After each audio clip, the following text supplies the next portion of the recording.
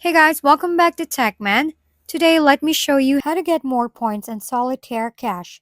Want to rack up more points in Solitaire Cash? It all starts with understanding the scoring system.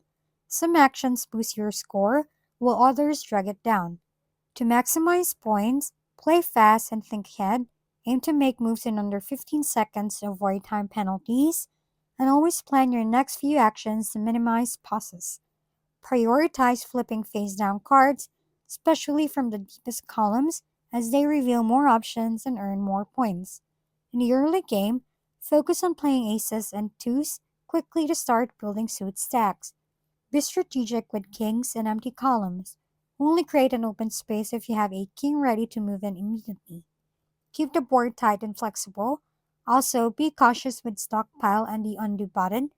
Cycling through the stockpile too often can lead to steep point deductions, and each undo cancels out the score from your last move. Play smart, move swiftly, and you'll see those points add up fast. If we've been helpful, kindly give us a thumbs up, and don't forget to hit the subscribe and bell button for more contents. For any questions and suggestions, comment down below.